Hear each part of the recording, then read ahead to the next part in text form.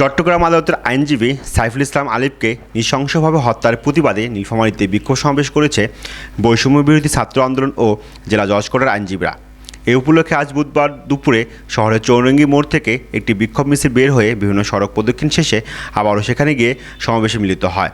এ সময় বক্তারা চিন্ময় কৃষ্ণ দাস ও তার সহযোগীদের দৃষ্টান্তমূলক শাস্তির দাবি করে রাষ্ট্রদ্রোহী কার্যকলাপে লিপ্ত থাকায় ইসকনকে নিষেধের দাবি জানান তারা। ইসকন কিন্তু কোনো হিন্দু সংগঠন নয়।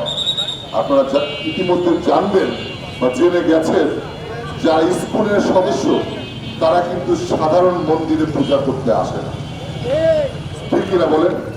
আমার জানা মতো ইসকনের সদস্য হতে হলে তাদের ইসকনের দীক্ষা নিতে হয়। একই পরিবারে হিন্দুদের মধ্যে দুই ভাগে বিভক্ত তারা, একজন ইসকনের সদস্য আর একজন সনাতন ধর্মের সদস্য।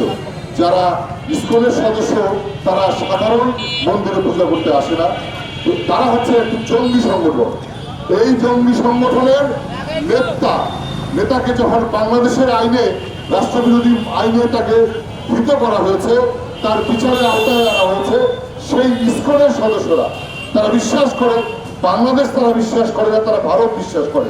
সে কারণে তারা আমাদের দেশের প্রচলিত আইনকে বিধ্বংসী দেখিয়ে আমাদের এই সাইফুল ইসলাম ভাইকে নির্মমভাবে হত্যা করেছে। এই যে চিন্ময় ইসকন, এই চিন্ময়ের ইতিহাসটা দেখতে হবে। এই চিন্ময় সম্বন্ধে আমরা খোঁজ নিয়ে দেখলাম, এই পাশে গ্রেপ্তার হওয়ার আগে এক মাসের মধ্যে সে 5বার ভারতে গিয়েছে এবং সেদিন গ্রেপ্তার হয়েছে, সেদিনও সে ভারত থেকে এসে আইন শৃঙ্খলা বাহিনীর হাতে পড়েছে।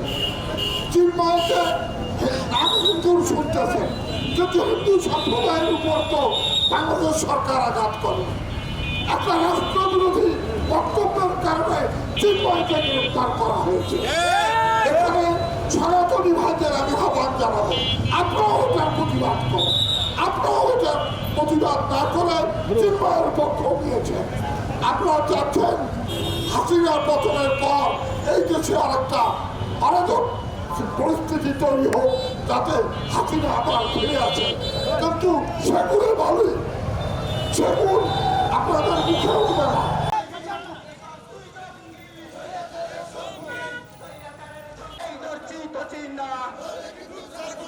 ইসকনের চামড়া আমরা, ইসকন লীগের